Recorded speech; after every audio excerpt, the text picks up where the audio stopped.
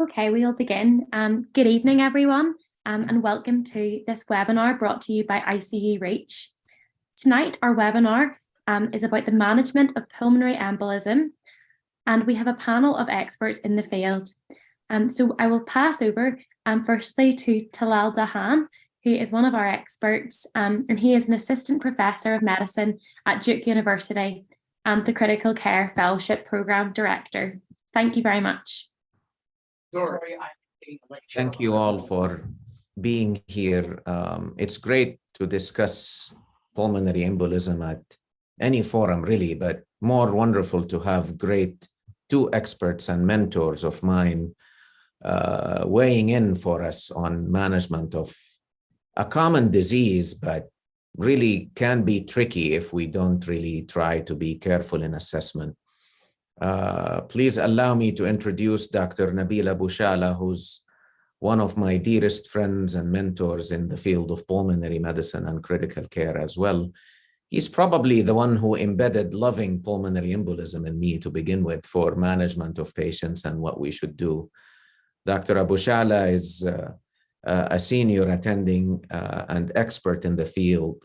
He currently practices critical care medicine in University of North Dakota in Fargo, as well as pulmonary medicine in University of Alabama, Birmingham. Also allow me to introduce another dear mentor and friend, Dr. Victor Test, who I happened to meet when we were lucky at Duke to have him as the director of our Pulmonary Vascular Disease Center a few years ago. And he decided to go back to his hometown, Texas, as a division chief of pulmonary medicine and critical care in Texas Tech. Professor Test is well known in the American College of Chest Physicians, and we are looking forward to hearing from him about his experience and input on management of pulmonary embolism. Without further ado, I'm going to pass the mic and the slides to Dr. Bushala for updating all of us on the recent evidence that we may have come across or not, and elaborating on how we approach pulmonary embolism. And then I am going to present three interesting cases, if I may say, on approaching how we should manage them, and have input from you all. So be ready with your answers on the poll questions when they arise on Zoom as we direct the case. Dr. Bushala, the mic is yours. Thank you, Talal. I'm really honored to be here today and to join this group today. It is a very dear topic for me to talk about pulmonary embolism. It's one of those controversial issues that we want to discuss today. It was really hard to choose what part to present today. So I'm going to look at it from an aspect mainly as an intensivist, seeing these patients ending in the ICU in various presentations. And I want to say, no matter how much we learn about pulmonary embolism, I think each one of us probably has missed one or had difficulty in making decision. And I think as we will talk later, the multidisciplinary approach is probably the best in difficult situations. So with this, my plan is to touch some controversial points and maybe some updated literature. And I will try to be brief because I like to spend more time, dissecting the cases that Talal will be presenting later, and certainly look forward to hearing Dr. Test commenting about the management and anything that I present today. So, these are the big questions that we all face. Should we give these patients thrombolytics or no thrombolytics? And sometime when we do that, how do we do it? Do it systemically, like a regular peripheral infusion, or do catheter directed? There's a lot of literature and talk about this, but we're still waiting for randomized trials to give us some definitive answers. And how much do you give a thrombolytic if you decide to give it? So that would be sort of the plan, and I will initially as a lot of you have faced the spectrum of pulmonary embolism, but these are sort of the various manifestations. And I really spent quite a bit of time to find out the incidence of these various forms, from what's called massive PE, catastrophic PE, submassive PE, and PE that is none of those categories, so we call it normal blood pressure and RV function. And these are the sort of the best numbers, and you can see a large number of variation from what is called massive PE, the one associated with shock state, somewhere between 2 to 5%. And catastrophic PE, the one that usually present with cardiac arrest. And then I've seen literature up to 30%. I doubt this number is accurate today, maybe. And then I've seen less than 1%. And again, I don't have a good answer. These are the variations that I've seen. Now, submassive PE, you look a lot of the analysis of large collection of registrations for pulmonary embolism. And again, I see variation somewhere 2 to 25%, probably closer to 20%. And these are the patients that there is a lot of controversy how to manage them. The normotensive with RV dysfunction and have higher risk of adverse outcome. And then the normal PE, those that we diagnose many times incidentally, or sometimes the patients will have symptoms coming to the emergency room. They're stable, and now a lot of the guidelines recommend that we, start these patients on anticoagulation, discharge them home. So this is, again, maybe 75 to 95% of the population. So when we want to stratify the patients, I think there's various parameters that have been talked about, from clinical evaluation, looking at the appearance of the patients and the vital signs, the assessment of the RV dysfunction, either clinical, like distended veins and tricuspid regurg, and P2, from the EKG changes, which are, again, not very common when they're present. They usually give a prognostic assessment that there is an RV dysfunction or strain pattern. And then the cardiac parameters have been quite important in regarding risk assessment. RV dysfunction and the echo is one of the probably the best way to assess if it is present or not absent and how severe. And then on the CT scan, you'll see a lot of literature talking about what's called the RV-LV ratio. And when the right ventricle enlarges in size because of pressure, that is pretends that the patients have RV dysfunction. So it is an indirect sign. The echo, I believe, is more accurate. But I like to point out that there is a recent paper in 2022. It's a very simple marker, and I like simple things, particularly for those of us, when we see patients at the ER, which is really simple, as simple as a heart rate. This is it. Before we go to the heart rate, here I'm mentioning what the European Society of Cardiology defined what is shock, and this is from their guidelines.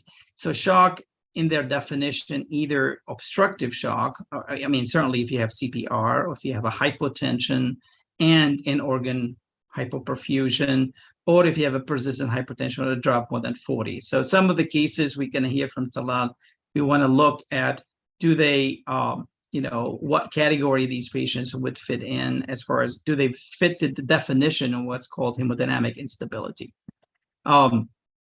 So the heart rate has been looked at in this paper published in CHEST 2022 that looked at the prognostication in acute PE. And looking at short-term mortality, the number is really quite large, 44,000 patients that presented with symptomatic pulmonary embolism, and the outcome. And I feel like this graph can say it all. If you look, this is correlation. It seems to have a nice linear relationship between the heart rate and the 30-day mortality. And I think that sort of cutoff around 110 can help, any physician who sees patients with acute PE. Do I need to worry about this patient? This is without checking any parameters. There seems to be a very good correlation. And then when they looked at 30-day outcome, there's many parameters that shows as you increase the heart rate. I find it also very helpful if you start therapy, particularly anticoagulation, your patient's heart rate increases, or you give thrombolytic and the patient's heart rate did not decrease or continue to be high, there's no other explanation, then I think you need to worry about those patients. Now, what is submassive pulmonary embolus? I think that's a term that's been, used very frequently, and that's where I believe we're going to discuss most of the cases in this category, where there's a debate about how to manage. It's been defined in this article in Circulation about patient having elevated, cardiac markers, BNP, cardiac troponin, evidence on echocardiography of having increased RV to LV ratio and RV dysfunction, and the CT scan showing the same. And then EKG changes, as we see here. Occasionally, you can have similar finding to a STEMI from patients that having RV strain pattern. So this is what has been discussed, but as you can see here, patients should have normal blood pressure or the systolic blood pressure more than 90. That's sort of the agreed definition of this type of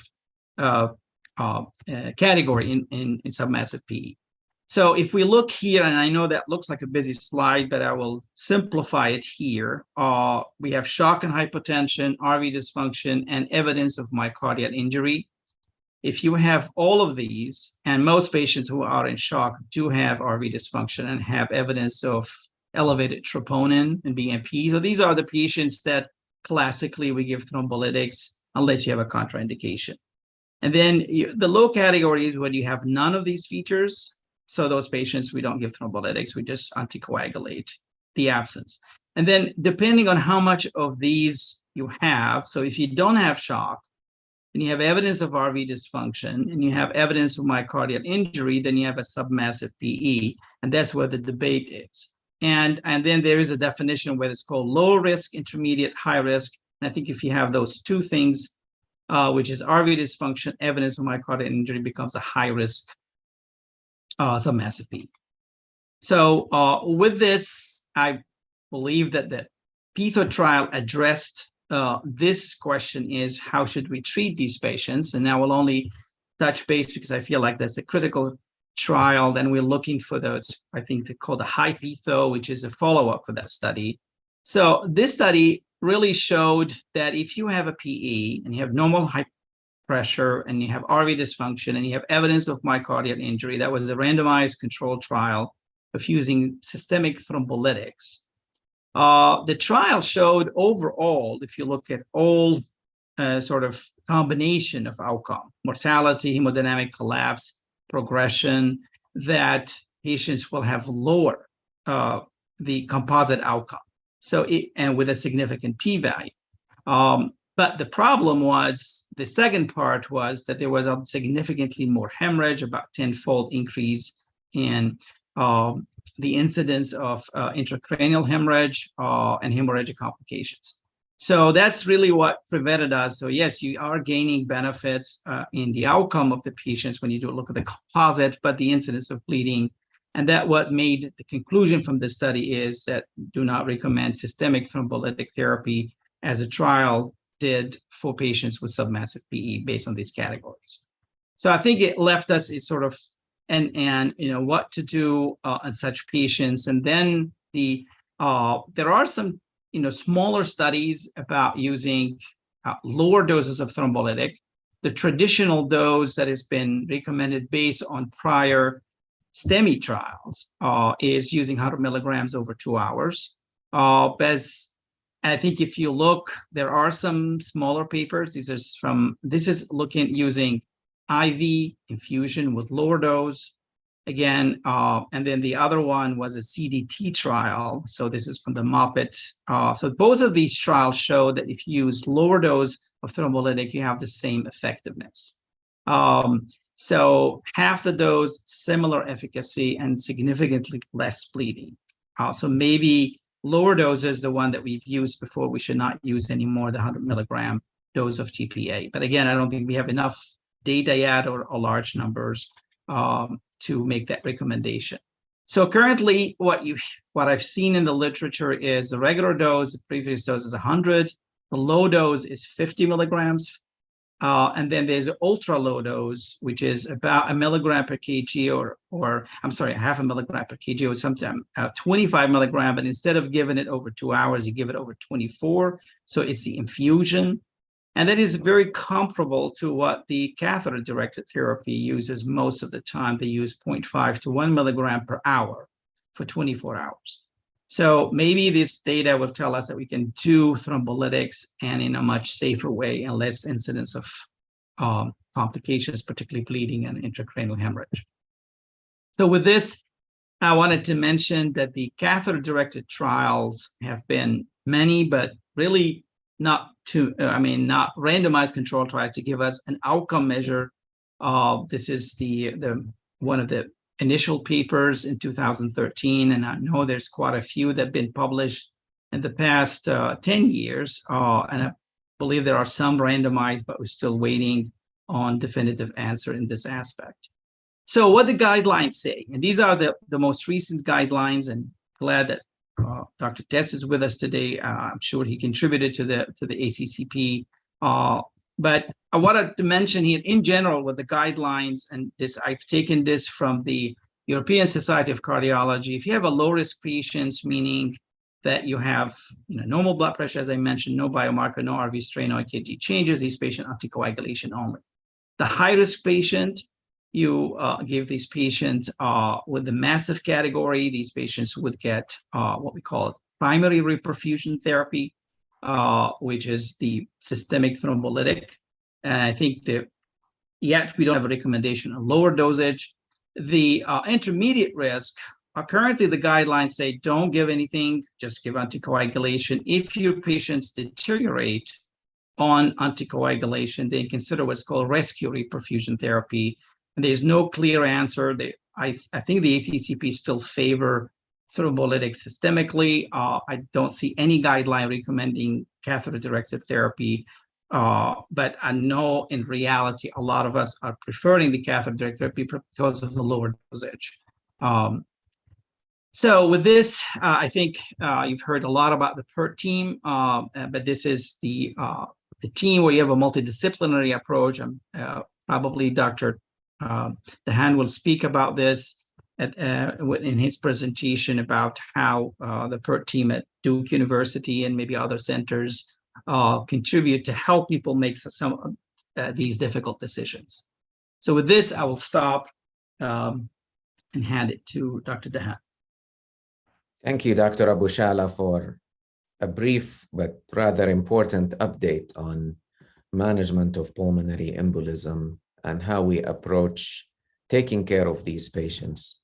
In order to allow us understand things better, I think it is better to go through cases, and this way we try to illustrate what was missing and answer a few questions that may come to mind.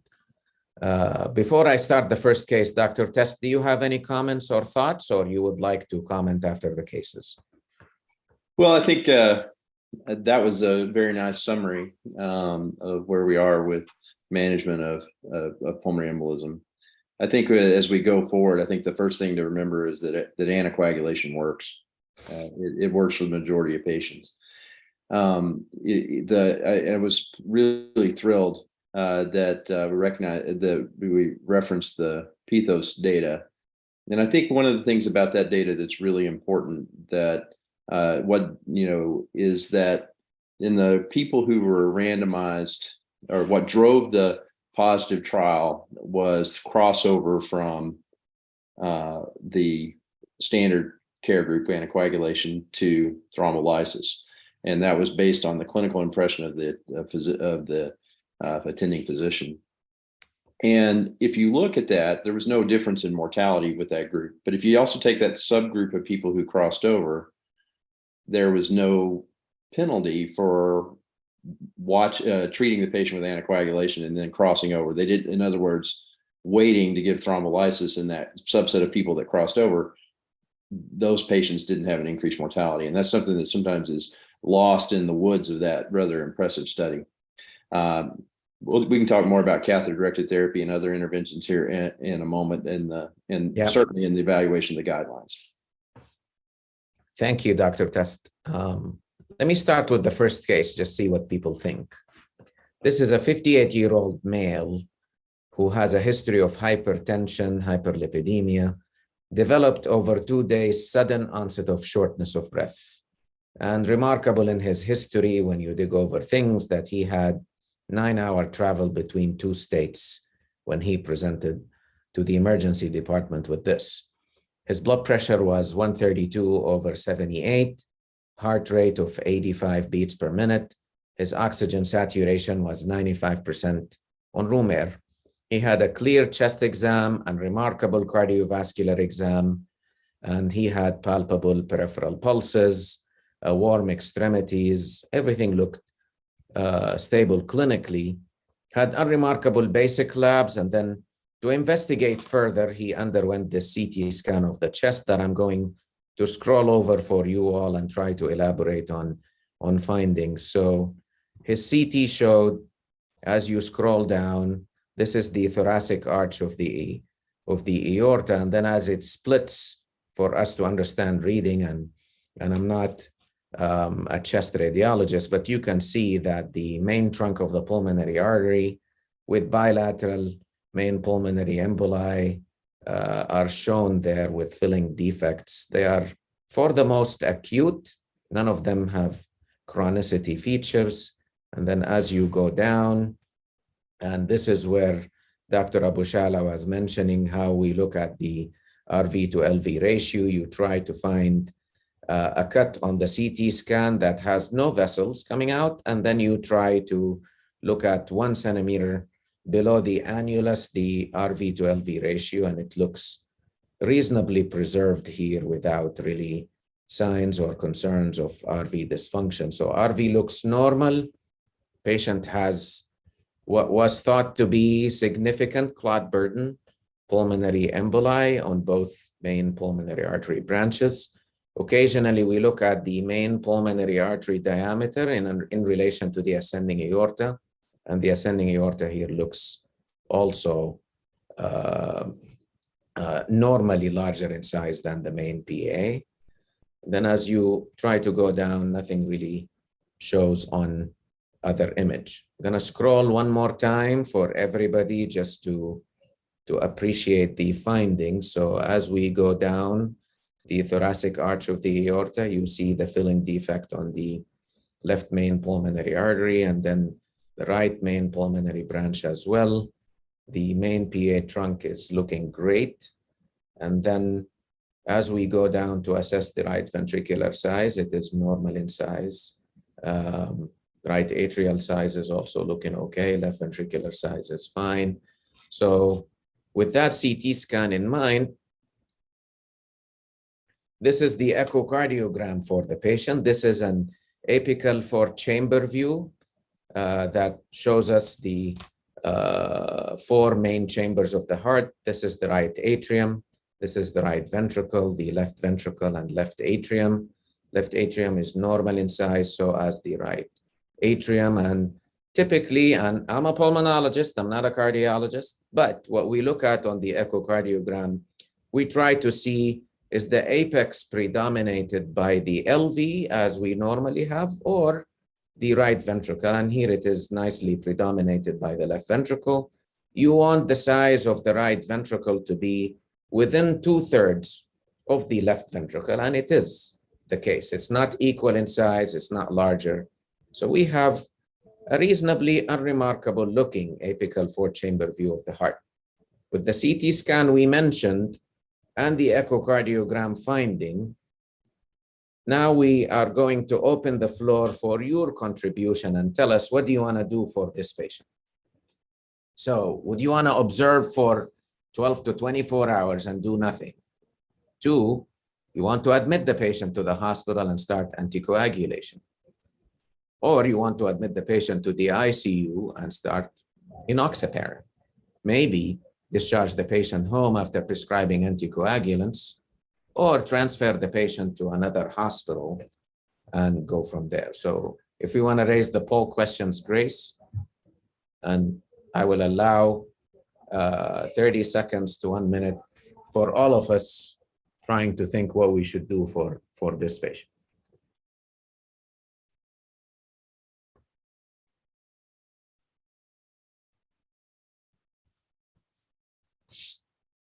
Just remind my colleagues and friends that hosts and panelists are not allowed to vote because we probably know the answer.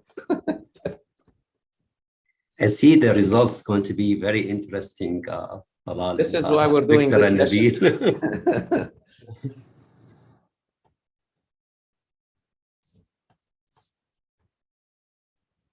15 more seconds, and then we'll look at the answers.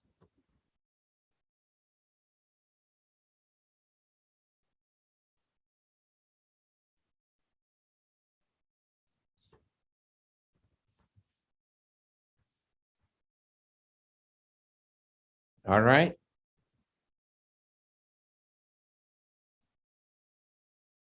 Okay, so observe for 12 hours, appropriately did not have a lot of responses. Admission to the hospital and start IV anticoagulation with heparin infusion. Some people thought that this deserves an ICU observation. Discharging the patient to home after prescribing anticoagulants was only 15%. Transferred the patient to another hospital. It was not thought to be necessary. What do we think? Let me start with Dr. Test. What are your thoughts on this case and where we go from here? You're muted, Victor. Yeah. So I think the only one that's clearly I think problematic is to observe for 12 hours. And every piece in the every other part of the answers that were received involved anticoagulation. The most important thing in improving mortality and pulmonary embolism, particularly in what are considered low risk pulmonary embolism, is prompt therapeutic anticoagulation. The guidelines, the ACCP guidelines, would suggest that this patient could be safely treated with direct oral anticoagulants and discharged to home. And I think that's true. Now, that a lot depends on the availability of direct oral anticoagulants that you have. It also depends on the reliability of the patient. Depends on their social support. So it's a complicated question, but I do think whatever you choose, you choose prompt, aggressive, upfront anticoagulation. Dr. Abushalem? Well, I can't add much more to that. I would agree. I think it's initiating anticoagulation, and I feel based on all the criteria we discussed, I don't see any increased risk for this patient to warrant admission to the hospital. I know I'm maybe from the old school that I could not believe initially that a PE patient can go home. And we've always used before heparin, bridge with Coumadin, wait for about a week and measure the INR and so forth. But now we have so many newer anticoagulant that would become effective immediately. And I think this option is available for the patients, particularly with either enoxaparin or some of the DOACs. And I think that would be pretty safe for these patients and spare them admission to the hospital. So just for the sake of discussion, and since I have great experts with me here, shouldn't really worry about the size of the clots, and they're big and huge and proximal. Why shouldn't we consider something else to be done? Dr. Test. Well, I think in the old, I'm old enough that I remember when the diagnostic paradigm involved ventilation, perfusion, lung scanning as your first diagnostic maneuver. And one of the advantages of that was that you couldn't see the clot, so it couldn't scare you. Clots in pulmonary embolism, unfortunately, even saddle pulmonary embolism has branching across the main branch of the pulmonary artery, has not been shown to increase mortality in hemodynamically stable patients. So if they otherwise are low risk, I would not be concerned about the degree of clot as my primary thing. We stratify based on hemodynamics, not based on the size of clot. Dr. Abushalem has a nice review for us. Go ahead. Yes, I wanted to share these two slides here. I guess that term has been used when I search for it. It has to do with the Godzilla movie, and the size does matter. And I think Godzilla on movies is getting bigger and bigger. So yes, I mean, I think if you see a large clot, and that's why I think the term have been changed from not using large, I mean, by size, but looking at the hemodynamic as Victor mentioned. So this is one of the papers that looked at saddle pulmonary embolus. Is it as bad as it looks? Again, this is the retrospective review looking at patients in their population. About 5% of their patients had saddle pulmonary emboli of this appearance and similar, and they look at what happened to these patients over 4 years. So this retrospective evaluation showed that most of these patients, and I think, had dyspnea, which is expected. Syncope was 11%, which is always an ominous sign that is concerning if the patient may have a large clot burden. But if you look here, only 16% of these patients, 16 had transient hypotension, 8%. So basically, out of the patient that have saddle PEs, about 8% of them had truly what we call it massive pulmonary embolus by hemodynamic criteria. And the outcome of these patients wasn't too bad. Their overall in-hospital mortality was 5%. They used 11% thrombolytic retrospectively for these patients. So really, the size does not matter. Is what we mentioned, and this is one of the papers that shows that the term massive probably shouldn't, makes people feel that the clot size has to do something with the outcome. It's suggestive, but the data don't suggest that. So some people, and I'm sure each one of you have seen patients getting thrombolytic therapy based on the size, where patients would otherwise not need to be, or it causes unwarranted use of IVC filter. So I think in this contest, I think we need to look at what's the underlying hemodynamic status. And some patients with advanced COPD cannot take a small embolus, and they become hemodynamically unstable compared to a patient who has been previously healthy and has an acute DVT with large saddle embolus from a fracture, where they can tolerate much better. Great, and thank you, Dr. Abushala, for this elaboration. I want to just remind everybody that we look at the size of the pulmonary embolus in relation to vital signs. You have to look into the background hemodynamics first, background hypoxia, if I may say, as well, just trying to be more thorough and complete. Seems that Dr. Khairallah has a burning question, so go ahead. Thank you, Talal. Interesting case. My question would be, if I send this patient home, do you recommend any follow-ups within the next 24, 48 hours, let's say virtually, about the O2 saturation, the heart rate for that patient? I would be very much concerned that this patient goes home and then he deteriorates. And the other question, how am I going to convince the ER physician to send this patient home if I don't have PERT? Dr. Test, please. Well, I think I don't know how you're going to convince the emergency room physician. I think that's that one I'm going to have to leave to yourself. What our policy is and at Tech is that if we discharge someone with pulmonary embolism, they get a phone follow-up within 24 hours and an in-face follow-up within 48. There's no guidelines to recommend that. If you look at the PERT guidelines, the European guidelines, the American College of Chest Physicians guidelines, none of them address routine follow-up of patients with pulmonary embolism. The PERT team makes some effort at that, but it doesn't mention what to do for these people and who are considered low-risk pulmonary embolism. Dr. Abushala, any comments on that? I think when we talked about the site, I mean, the patient that you presented, by all means, should have, a follow-up within a few days, as I mentioned.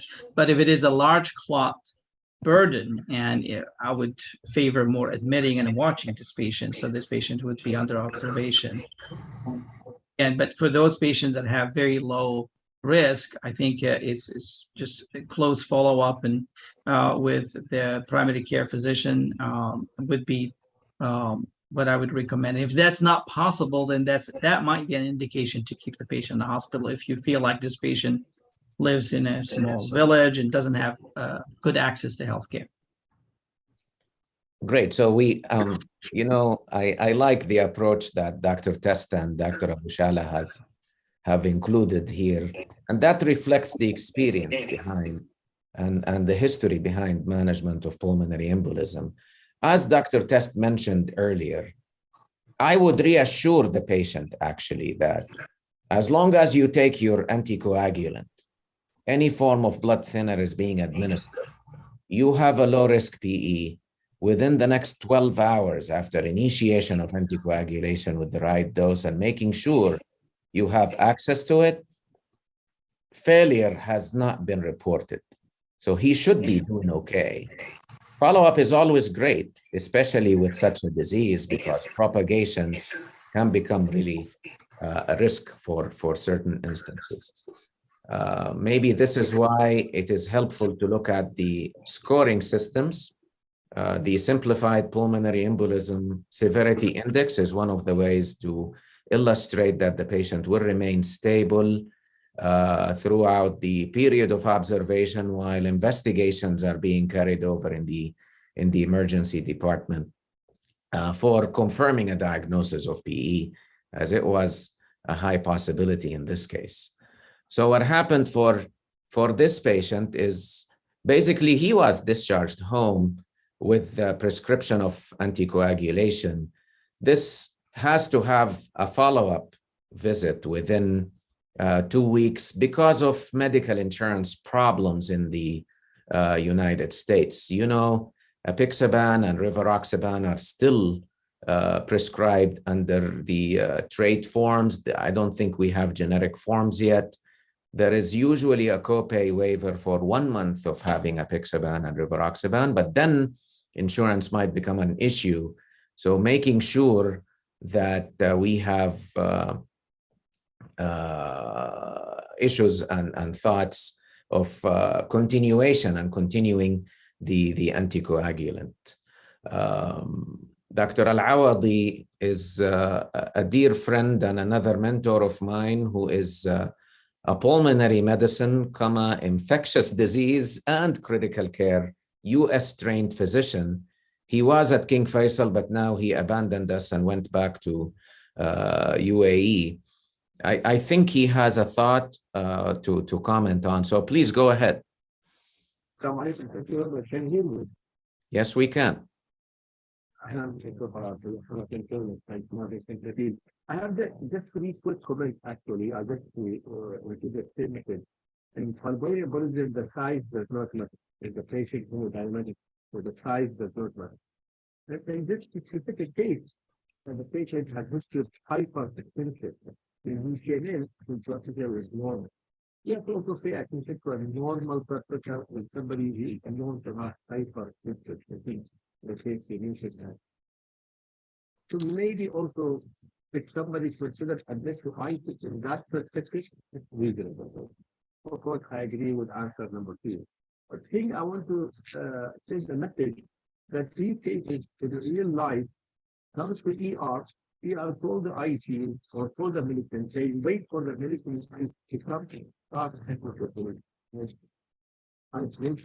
You have to start anticoagulation while you want to wait for the ICU. You can see start anticoagulation. That's a huge important message. Well, thank you, Dr. Al-Awadi. I think what you are trying to point at will be elaborated in the next cases. So he was talking about baseline blood pressure, oxygen saturation, people who have relative drop in their blood pressure from their baseline. All that will be looked at and considered as we discuss the other patients. But this patient remained vitally stable. Blood pressure is the same as baseline, heart rate remained the same, was not hypoxic. We are trying to point out that CT scan may look horrible, but we are managing the patient, not the image. So this is quite important. And in fact, as long as he remains stable, I like about the ACCP guidelines that Dr. Test elaborated on, that we could safely discharge the patient and continue to follow as outpatient. There is no need to admit the patient to the hospital for that reason.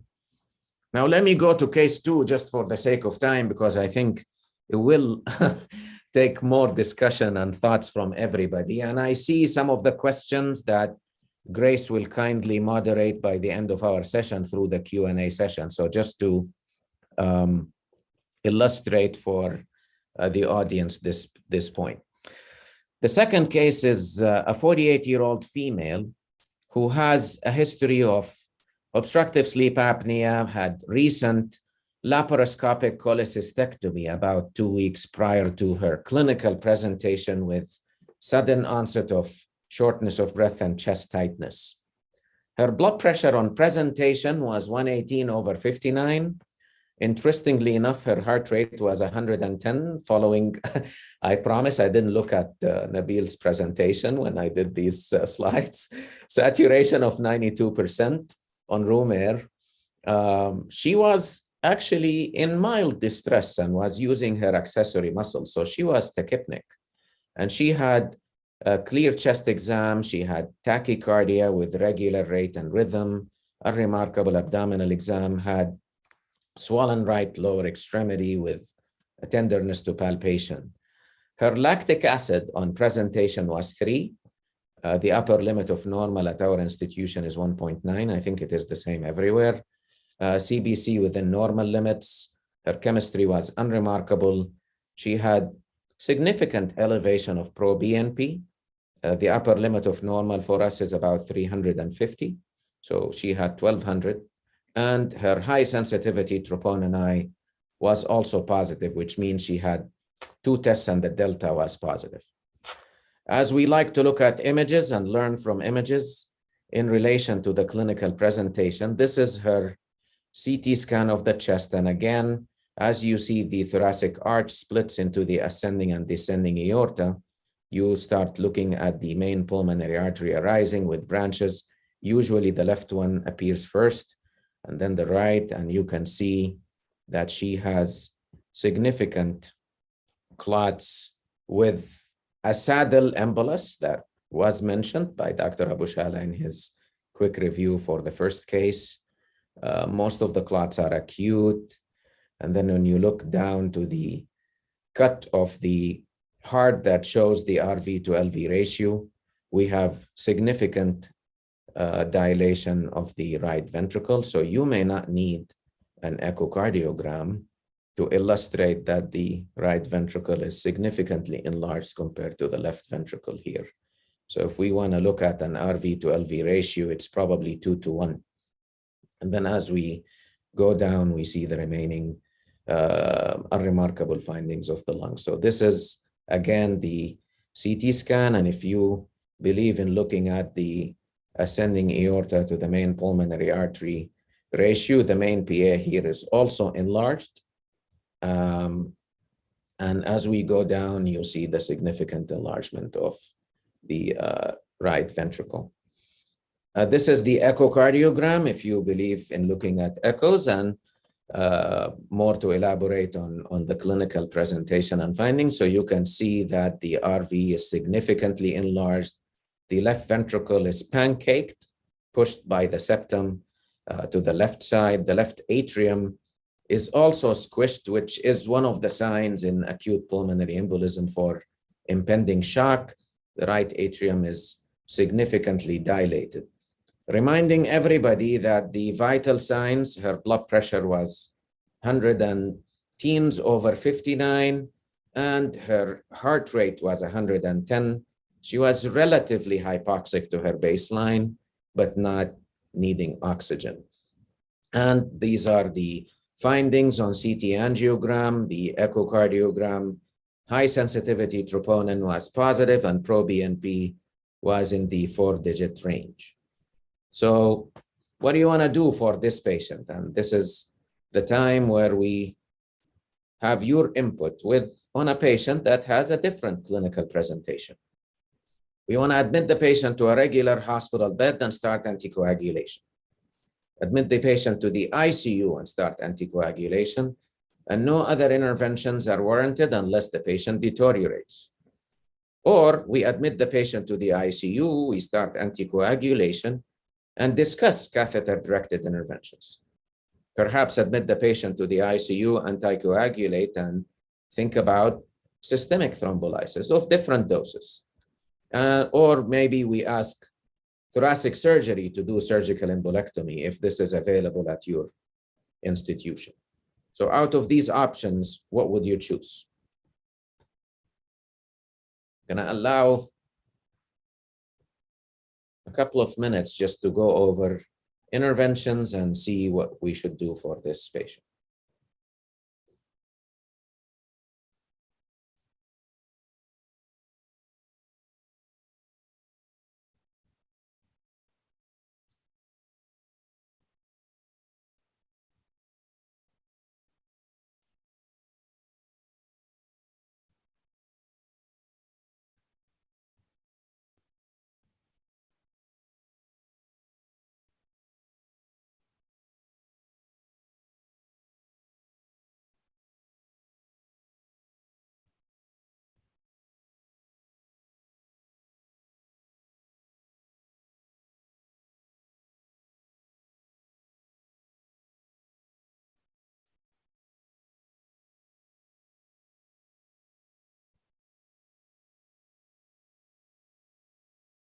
All right.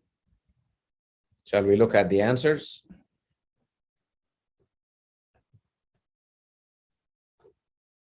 Interesting. So most of us want to observe the patient in the intensive care unit. Most of us in the intensive care unit want to push for a catheter-directed intervention. Some of us think that maybe we need to observe and just start anticoagulation. Few think maybe systemic thrombolysis are indicated. Let me hear thoughts from our experts. Let me start with Dr. Abu Shada.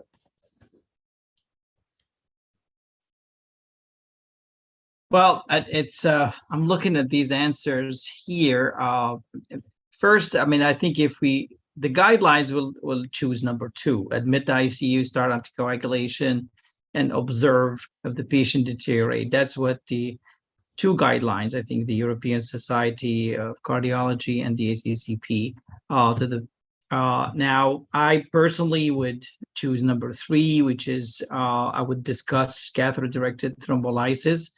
I think we have preliminary data. I think if we had time, I'll share with you some meta-analysis of the number of CDT trials in the past 10 years since it was started, that it shows that it has a good outcome. It is very safe, and it's probably cost-effective because if you do it, you probably can get the patients. I've done quite a few cases similar to this where we got the patient out of the ICU then in 24 hours, and then they were discharged home in 2 days after getting this low dose of continuous infusion. I don't think that there's any variation, and I mean there's quite a few variation in the dosage, but that would be the one I would favor. I would certainly not give systemic thrombolytic to this patient. I think there's no way to justify the patient ended up with an intracranial bleed to say whether the patient was not truly in shock, even though lactic acid is elevated. Certainly I would not do surgical embolectomy at this point. Dr. Test. Well, then this is the kind of real world thorny question that comes up, right? Again, guidelines, no matter how well written and how up to date, leave us in areas that are unclear. The real question is does this patient have shock? Right? They don't have hypotension, but they have tachycardia. So her shock index, which is heart rate divided by blood pressure, is abnormally high, suggesting that shock is present. She has evidence of end-organ hypoperfusion. So I certainly think that starting anticoagulants is the first step. Admitting to the ICU, I think, is a better choice than admitting to the hospital ward. I think that here where we get into the question is the definition: is the patient in shock or is the patient not? And if you determine that the patient is not in shock based on your physical exam, not just on some hard and fast rules, you have some we can use, but in the general picture, you still have to make a decision. If you feel like the patient's in shock, then you have to pursue more aggressive therapy. This patient's 2 weeks out from cholecystectomy, so it has contraindications to systemic thrombolysis. And so then you're left with some, if you believe the patient's in shock, with pursuing a catheter-directed therapy.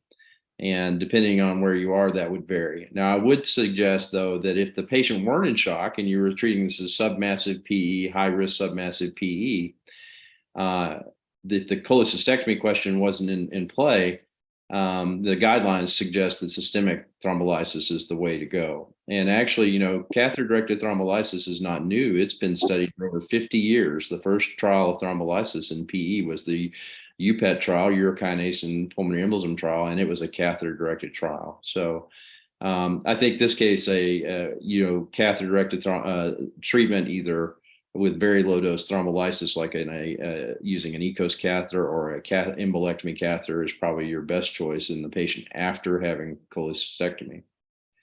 Surgical intervention is an option. That was studied well by Dr. Goldhaber many years ago in patients with submassive PE, and they had very good outcomes. Their biggest risk of death after surgery was not hemodynamic collapse from that operation, but from recurrent VTE causing recurrent pulmonary embolism. So if you do that, then you have to rapidly pursue anticoagulation, or at least temporarily an IVC filter. Thank you. I think that this case is great in elaborating that I'm near shock. Probably I have shock by shock index criteria when, as Dr. Test have elaborated here. I wanted to redirect the question to you both on how about if we do not have catheter-directed interventions? Some of what the attendees here may be in parts of the world where catheter-directed interventions may not exist. Then what should we do for such a patient? Dr. Test. Well, I think in that circumstance, if the patient, in this patient, if you do not have catheter-directed therapy and you don't have, of course, assuming that you don't have catheter-directed therapy, you probably don't have extensive vascular surgery support either. I would say anticoagulation, and then if the patient develops progression, then you have to choose a systemic thrombolysis, or you have to pursue transfer to another facility before you get to that point. What dose of systemic thrombolysis, Victor? Well, that's all guesswork, isn't it? I mean, the MOPET trial would suggest that 50 milligrams of TPA is safe, although they were excluding patients with recent surgery. The ultra low dose TPA, I don't think there's really enough data to support that, although you can always give more, right? If you give a low dose, you can always give more if you feel like you didn't give enough at the first time. So I would say you're probably going to go with a moderate dose of TPA with hemodynamic collapse in that circumstance. If they are in full-blown, impending cardiac arrest, then you give what you give, and then you have to deal with the bleeding aspects of it later. Dr. Abu-Shalem? I mean, I certainly fully agree with Victor about these decisions. The things that I routinely do in those patients is really patients and family. I talk to them about the risk and benefit.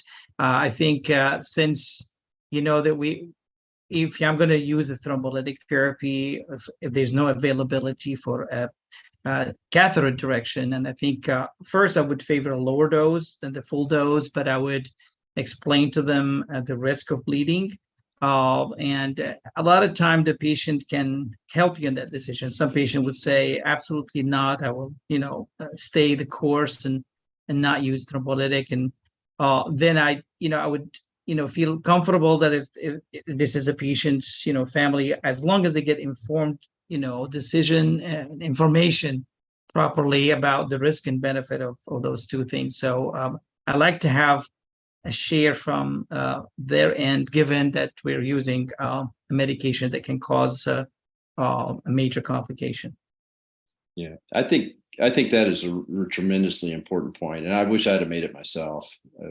When I see people, even without the complication of recent surgery and decision making, I go through all our options. I talk about what the relative benefits and risks are, because I think shared decision-making in pulmonary embolism is very important, not just across healthcare professionals, but particularly with patients and families, so they understand the gravity of the circumstance and what we're doing to help them.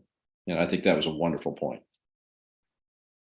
Great. I used to have a slide from my dear mentor and friend, Vic Tapson, about 11 different catheters that we have around for PE, and which one of them you want to use and which one would you recommend. Victor, I know you are probably in favor of not considering them from prior discussions about different patients, but say, as you kindly mentioned here, this patient seems to be on the edge and maybe we need to think about something. Which catheter would you consider if you don't want to give any TPA? Yeah, if I don't want to give any TPA, you really almost have to take the catheter, so the embolectomy catheter that your facility has. For example, in our facility, our embolectomy catheter is the Inari catheter. That being said, it's in trials now to evaluate this very question, for comparing it to other catheters and comparing it to anticoagulation. So it's not yet been proven, even though, boy, the pictures you see from it are really impressive. Right. And I think you have to deal with the devices you have at hand. Even and at our medical center, we don't have an endless number of choices regarding what we do. Great. Now, before I move to the third case, one last question to you both. What are the contraindications to catheter-directed interventions? When would you not consider using a catheter for a high-risk case that you really want to do something more than just anticoagulation? Dr. Abu Shala? Not an easy question, Talal, but I think, a patient, for example, and if you're excluding the option of thrombectomy, catheter-directed thrombectomy, but I think those patients that I feel absolutely cannot get thrombolytics because of the very high risk of bleeding, particularly like intracranial bleeding and like recent neurosurgery, then these patients would, know if there's a catheter option for suction or embolectomy, great. If not, these are patients I would push for the surgeons to do a surgical embolectomy. Victor? No, I think that's a very balanced way to look at this. I will freely admit that I am far more conservative in the management of submassive pulmonary embolism than most of the current thinking, because as yet we haven't proven that it improves mortality. But in those patients, I think the group of people that I'm really uncomfortable with doing catheter-directed therapy are the patients who are the most precarious. Systemic thrombolysis, we know, has a fairly predictable response in most patients. And if they don't have a contraindication of systemic thrombolysis and their right ventricle is severely under stress and their hemodynamics are really compromised, I don't typically advocate using a catheter-directed therapy in that circumstance. I think you go with the therapy you can get done the fastest and it has the longest track record of effectiveness. Great. Thank you very much. Just for the sake of time, what happened to this patient was really an ICU admission and discussion of further interventions, and everybody felt comfortable proceeding with the FlowTriever device, catheter-directed thrombectomy. It's a suction catheter that has fenestrated discs, and it allows going in, inflation of the discs beyond the clots, and then you suction everything out back. It has glorious pictures, as Dr. Test mentions, and usually interventional radiologists or cardiologists like to post these pictures in their progress notes just to see the value of doing this. It's probably the best that reduces the hospitalization or the ICU admission per the FLASH registry data so far that we see. Dr. Al-Awadi, you may want to unmute yourself first. Yes, thank you very much, actually. And there's always a bias because if you're in a center who are really have a program of intervention radiologist who does the echoes at that, you'll be biased to take your patient for discussion or early intervention. That's another factors. It's different in real life when you don't work intervention center or your intervention center are really not experienced in doing this. They do 1 or 2 cases per year. So that will also affect your decision. Certainly. So center experience is extremely helpful to avoid complications and things that may arise. Dr. Jamil. I have actually a question that's always get asked about it, and there is based on a previous study done, I think, in the beginning of 2000 about DVT. With this case presentation, would you do a Doppler lower extremity? Does it affect your decision for the management? Especially the study was published at the beginning of 2000. They mentioned about if it's positive DVT, that will increase mortality comparing with people with negative Doppler lower extremity. What's your experience with this? Would you do those Doppler as part of your testing, or this is something you would not consider? Great question, Dr. Jamil. The best data I know is derived from 3 registries. It's called the Prospect trial, where they looked at 848 patients with normotensive clinical presentation with PE. And they looked at who are out of these 848 patients, people who had clinical deterioration from pulmonary embolism. One of the main 4 factors was finding of DVT on lower extremities. Does that mean we are going to put a filter in everybody who has a clinical presentation with DVT and PE? The answer was not, as was answered in another study in JAMA that was published in JAMA in April of 2015, where the outcomes of placing temporary IVC filters did not really help patients as long as they get anticoagulation and they are able to receive the right dose of anticoagulation. So for risk stratification at our institution at Duke, we order lower extremity ultrasound for assessment of DVT, even if we know there is a diagnosis of PE, just to risk stratify the patient before discharging them home. That is important to risk stratify the clinical presentation once their simplified PE severity index is positive. If they have a normal SPESI, we don't do ultrasound of the lower extremity. We just rely on stability of SPESI for the period of observation during their emergency room stay, and then they could get anticoagulation and go home. Dr. Test, any thoughts on assessment of lower extremities? Well, I think, yeah, I mean, again, I take a similar approach to what you take. If the patient has symptomatic DVT, I always look.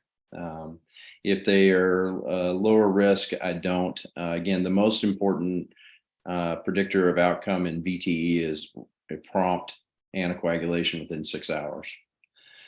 In the patient with submassive PE or intermediate high risk PE, there actually is some data suggesting that that placing an IVC filter in those patients can have a benefit to them, but it has to be done in the first 48 hours. After 48 hours, that improvement goes away. I don't routinely place that. Again, I look at the individual patient. If the patient has a large iliofemoral DVT, then I might consider placement of an IVC filter in that circumstance. But I would say that the guidelines suggest that is not currently is not the way to go. That you should just anticoagulate and treat symptomatically. But if I can just add that we have a lot of listeners with this webinar. They don't have access to a lot of intervention or even IVC filter. Would it change your management? Would it make you more aware, cautious, like especially in case number 1, if it's positive DVT, you still send him home and not consider? Because IVC is not available, they might not have this. They would change your management in general. Yeah. It's a great point, because it also illustrates why the guidelines can't always tell us what to do, right? And an answer is, I don't routinely do that in patients with low risk DVT that I see is in the emergency department. Again, if they're symptomatic, I always do. And then from that, we decide based on that individual how we're gonna proceed. At our facility, which we don't have access to around the clock diagnostic venous ultrasonography. So by the time that happens, the patient's usually been in observation for a significant period of time anyway, and so that gives me that luxury as well.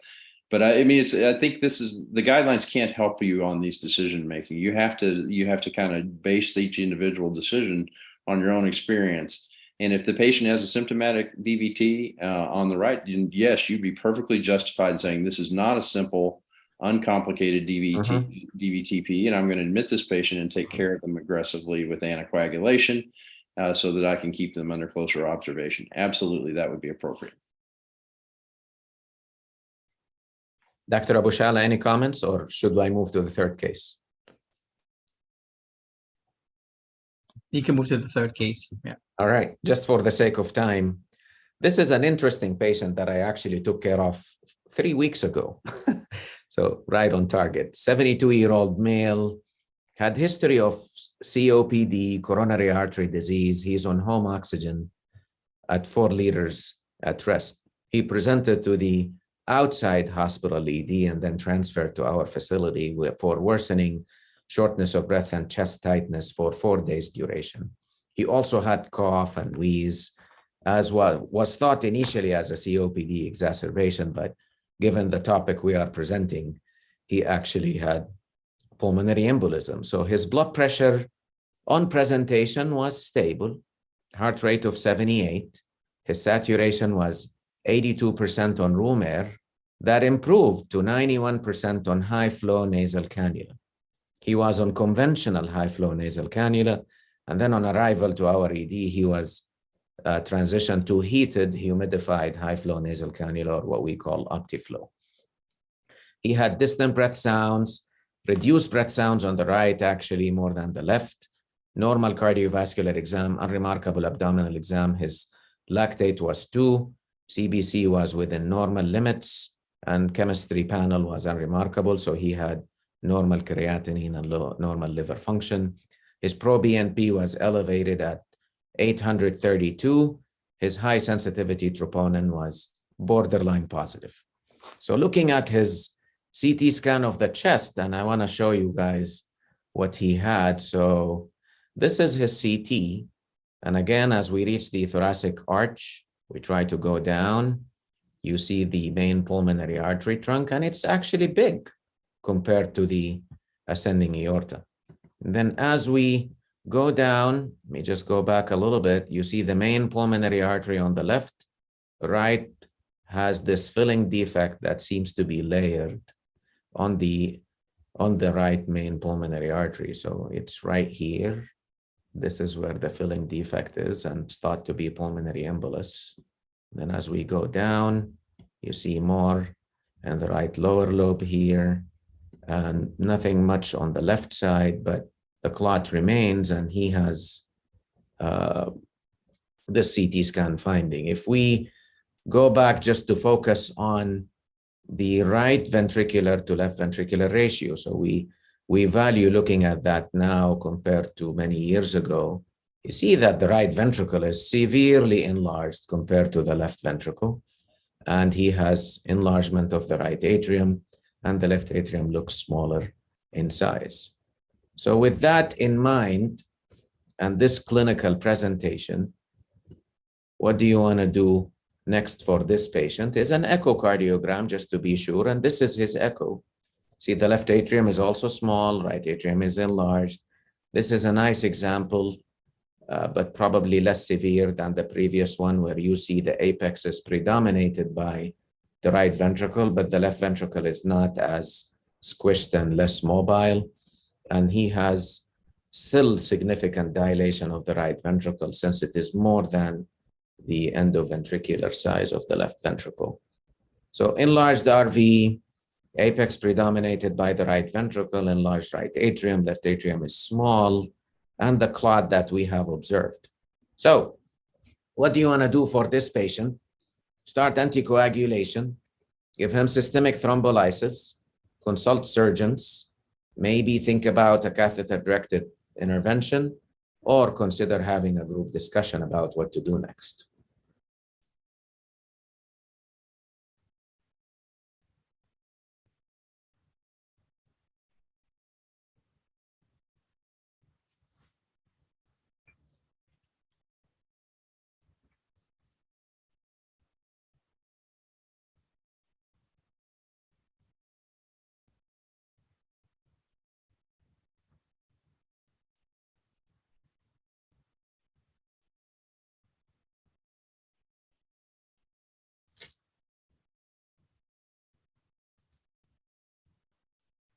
Allow 15 more seconds just for the sake of time, and then we'll look at the results, hear on thoughts from our experts, and then we'll move.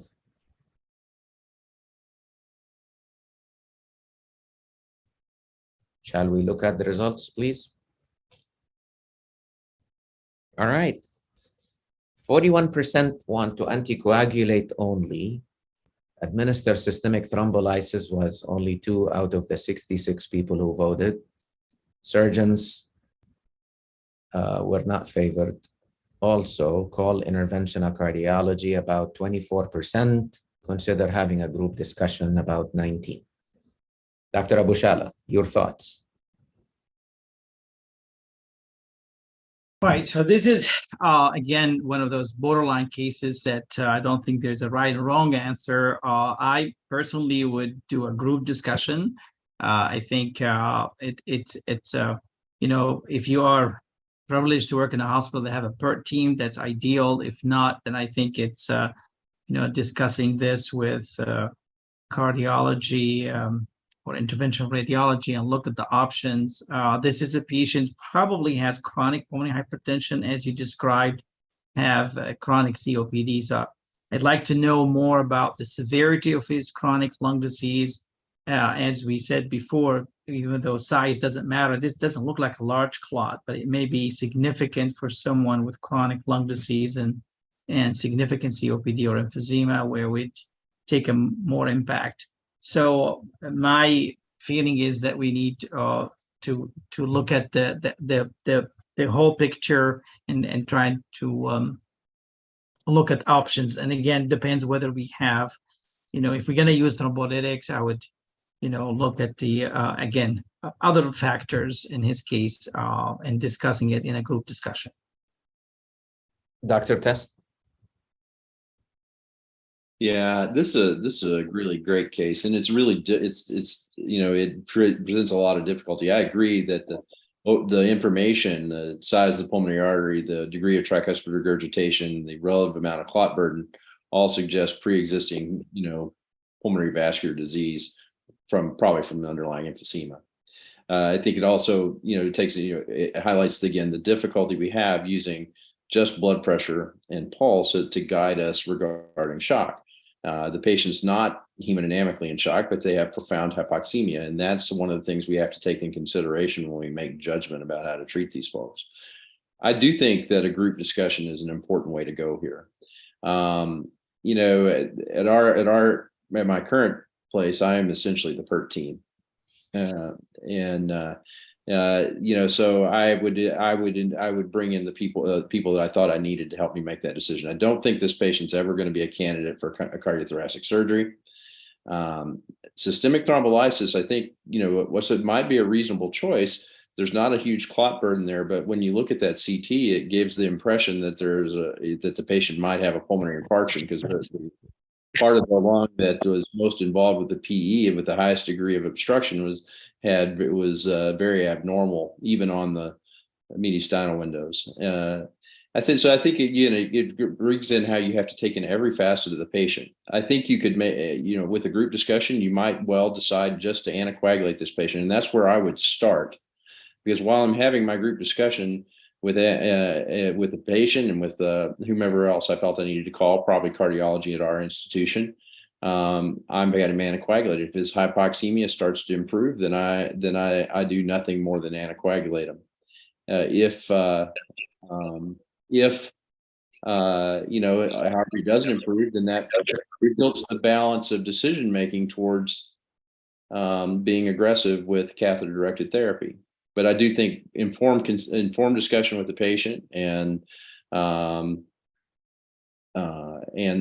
the rest of the team is maybe the most appropriate response after you anticoagulate the patient.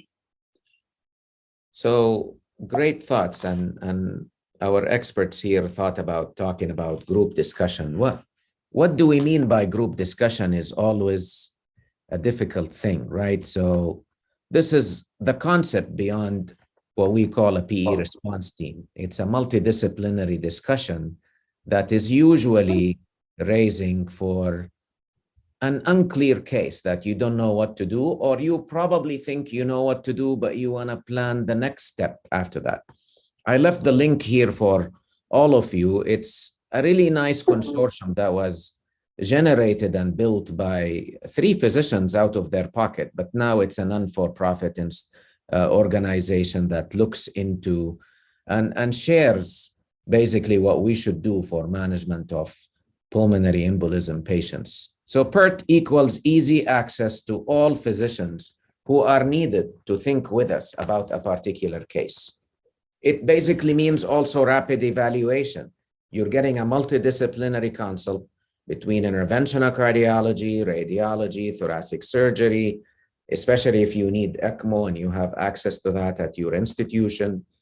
Radiology have valued input, and I'm going to illustrate why chest radiologists were of a great help for this particular case for us. And it gives you also an expert evaluation for people who look at PE cases frequently. The key for setting up a multidisciplinary discussion rises from motivation. It is also important, and we learned that here at Duke, and Victor Test was of a great help for us to have that generated and ongoing when he was with us here. It generates lots of thought processes. We think that an algorithm or a flow chart for management of PE will be helpful. So you really don't get called about any case, because it can result in consultation fatigue and tiredness. And you don't want that. You want really a tricky patient that you don't know what to do with is the patient who should have a PE response team discussion.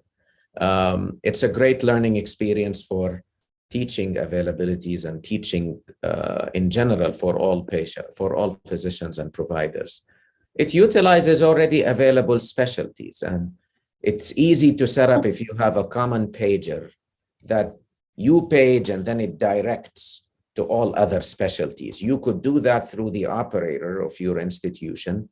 You could do it through a common page. So we have a functional pager here at Duke that is linked to 6 different functional pagers of services. So whoever is on call will get this call in addition to the primary team. And the system allows you to add more services. So say a patient who had PE and an intracranial tumor. So you want neurosurgeons to be included as well. You could also add the neurosurgeon on call to this discussion, so it becomes readily helpful and available.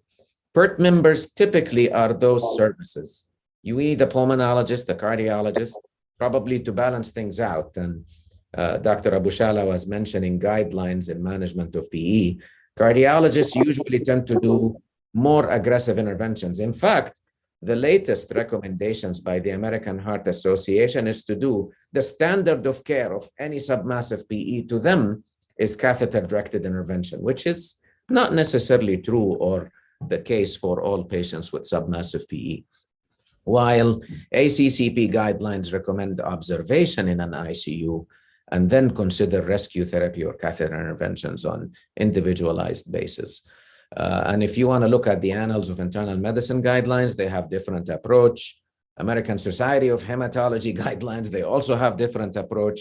And here rises the importance of carrying a PE response team discussion about services as they may arise. Most of the time, you really have a discussion between the ICU team, pulmonologists, cardiologists may weigh in just for realizing that we need an answer and maybe look at the echocardiograms as well. Number of consultations can be bothersome, and therefore it's important to have a flow chart for management. And what we found at our institution and also at MGH, that we ended up doing less thrombolysis compared to before initiation of a PERT team. We have better monitoring for high-risk patients by anticipation, and also better utilization of resources. So for example, in our institution, ultrasound-assisted thrombolysis, which is favored for rather distal clots if you want to do a catheter intervention, is done better by our cardiologists, while the suction thrombectomy is done better by our interventional radiologists. So utilization of resources is quite helpful. And what happened for this particular patient, if you want to look at things, the chest radiologist was suggesting, let's look at the lung window together for this particular patient. And here we go. I think it gives you a lot of information. He has destroyed lung, and particularly the right side of the lung has all emphysematous, rather destroyed lung. And look at the the right lower lobe as it arises. You see this huge emphysematous bully with what looks like a hydropneumothorax, but it was all fluid filling a large bullous emphysema on his right side. And the left side is not any better either. Now, Nabil and Victor look at patients and CT scans all the time, and they could tell that there is probably an element of chronicity by listening to the patient, but we do not have experts all the time. I think it is helpful to look at all what you have before you make a decision. So based on this CT scan and the lung window finding of this patient, it was thought that he probably had a thrombus in situ that developed, especially that when we looked at the lower extremity with an ultrasound, he didn't have any clot in the pelvis or in his lower extremity. So he just had poor flow to the right lower lobe and ended up having some sort of stagnation and clot that accumulated there, maybe leading to an exacerbation of his underlying COPD. And that's why he was more of hypoxic rather than hemodynamically unstable for the clinical presentation of his PE. So what we ended up doing for this patient was really more just considering having a group discussion, and we started anticoagulation. And within 12 hours, he actually normalized his oxygen saturation back to his baseline as the clots were more organized and stayed in place, and he really needed nothing else to be done. Any final comments from our experts before we go to questions? Dr. Abu Shalab. No, I think that's the alarming part is really seeing how bad the lung disease in these patients, and I think that would make everyone, decide that is he really sick because of that finding, or is it because of his severe lung disease? So I think it's you have to always look at the big picture. Dr. Test. Well, again, I think you illustrated everything that I would say, and I just want to say again, anticoagulation works. Okay, it works for the overwhelming majority of people. It's been time proven. And if you look at the Cleveland Clinic data on their PERT team, the most important thing they showed decreased mortality with their PERT team. But the biggest difference from the pre-PERT to the post-PERT era was that they achieved a higher rate of anticoagulation within 6 hours. It was substantially different. And so that to me is always the most important thing I can do for every one of these patients, as well as making a good, solid, fact-based and evidence-based decision. All right, so we exceeded our time, so I'm gonna try to have few questions. I'm sorry, Dr. Al-Awadi, I wanna try to have few questions from the attendees. So Grace, please go ahead. I'll ask some of the questions from the chat just to help for the sake of time. So firstly, what about streptokinase in PE? Streptokinase in PE. So I thought I would never hear that, but it is considered, right? So the very first trial in massive PE I know of was in 1995, where they randomized patients with massive PE to get streptokinase versus just anticoagulation. And all those with obstructive shock died if they did not get streptokinase. So it works. We know it works, but you want to be careful about the anaphylactoid reaction that might happen from streptokinase compared to alteplase. Dr. Abu Shala and Dr. Test, any thoughts on this? I mean, I've seen severe fever from streptokinase, but I think we've used it once when there was no other alternative. But yeah, I think in these day and age, I think using the other medications available for thrombolytics is much better. Great. The next question is, what about the role of thrombolytics if a patient suddenly collapses and arrests, and how can we give it? So CPR or PA arrest from PE, and you don't have IV access, I suppose. What should we do? Nabil? Well, I think you establish. I mean, it's in any patient you have to establish an IV, and yeah, I think we've given TPA in this situation where we suspected the patient had PE or known to do that. I think in this day and age, if you're working in a tertiary hospital where ECMO is available, that would be the best choice. Is those patients who arrest from a PE where this could save their life. Dr. Test? Well, yeah, I think absolutely, and the standard for TPA, the standard dosing regimen is 10 milligrams IV over 10 minutes. In the setting of cardiovascular collapse, of course, you don't have to follow those rules. You can give the medication faster, but certainly I would lead with a bolus of tissue plasminogen activator, and then you have to have IV access to do that. Of course, if you don't have IV access, you're not going to have success in this endeavor. Could you do it through an interosseous line? Yeah, probably. I've never done that, but I suspect you could. I did. See, there you go. I think you do what you have to do. And the patient with persistent cardiovascular collapse, then ECMO, absolutely, if that's an option for you, is appropriate. Unfortunately, not everybody's really blessed with a high quality rapid response shock team to let you do that, though. Great. Next question, Grace. Great, thank you. A few of the questions have already been answered, so thank you. One of them was, at your facility, is it interventional radiologist or interventional cardiologist? But I think you described that it changes depending on the case and their expertise. Going through some of the other questions, is there any reason to limit mobilization in stable patients with multiple segmental emboli and DVT who are discharged home on full anticoagulation? Nabil?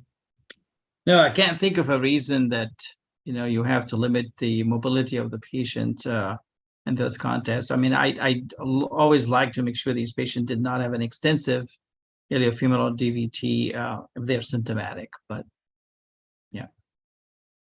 Great. Next question. I think Dr. Test would probably agree on this.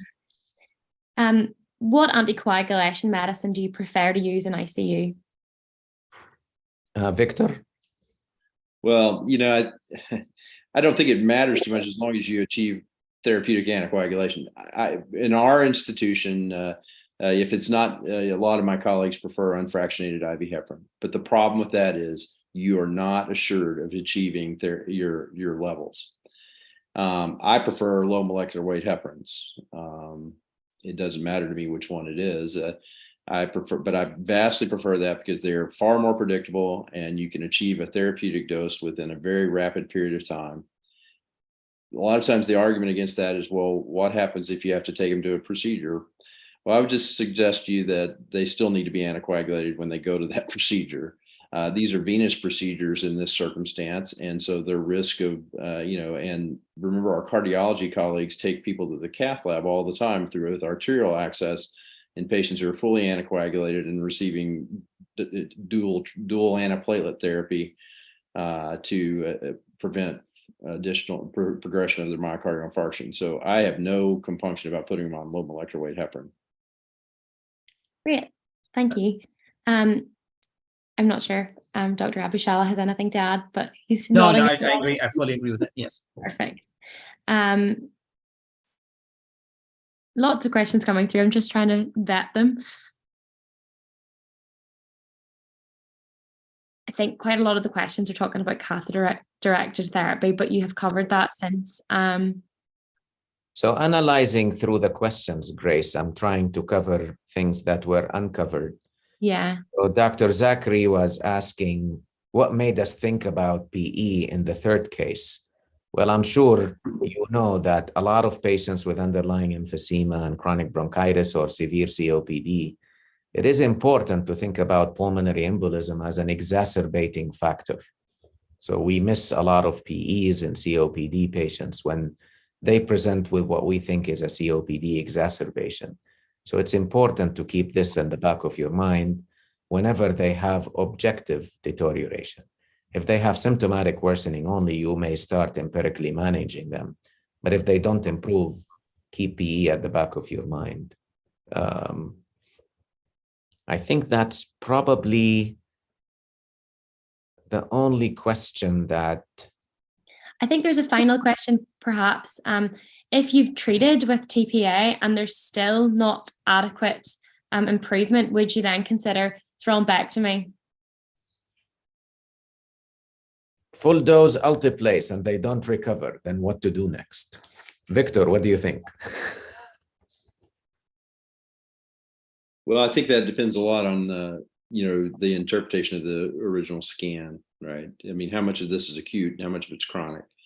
The mortality of surgical embolectomy in this subset of people with refractory shock, and particularly refractory shock on ECMO, is going to be extraordinarily high. When you say, well, the mortality is going to be extraordinarily high regardless, and I understand that point, but I think you've already done what you can do. You're not, in this circumstance, rescue embolectomy is very unlikely to be beneficial. The question is, do they have chronic thromboembolism, in which case then you might have a role for endarterectomy in addition to embolectomy as well. Unfortunately, sometimes we misdiagnose chronic clot for acute clot, and that would be the circumstance where you would not be able to necessarily see an effect with thrombolysis. Nabil? Perfect. Oh, No, sorry. I think, I mean, in this patients, that if the patient have acute thrombotic fresh clots, they're certainly failing thrombolytic therapy, the suction device, whatever is available, would be a great option. So some form of thrombectomy, but I would favor, and I think now it's becoming definitely a lot more available to do that through interventional radiology, to do the interventional thrombectomy. Great. Thank you for answering the questions. We're going to finish up tonight. Thank you for everyone who's stayed during the whole webinar. It's been fantastic and very informative. Thank you so much to Dr. Dahan for leading the discussion, and also especially to our expert panelists, Dr. Tess, Dr. Abushala. We've also got Dr. Alwadi and Dr. Jamil, who've been able to contribute as well tonight, as well as Dr. Kerala, who's with us most weeks. So we're just so grateful for the experience that you've been able to share. So I think we've all learned a lot. I know I have especially. Just to finish, for those of you who maybe aren't familiar, ICU Reach is a platform that you can find online. You can type it into your search engine, and on there you will find lots of resources. There's also options to register and to sign up. Other than that, I'm going to announce our next webinar. It will be on the use of nebulized antibiotics in the treatment of Acinetobacter, and that will be by Dr. Alwadi. The date will be announced soon. It's not yet confirmed, but it will be announced on ICU Reach, which I've discussed. So if you're a member, you'll also receive an email letting you know the date of this. Otherwise, that's everything for tonight. Thank you for your questions and your participation in the polls, and we look forward to welcoming you again.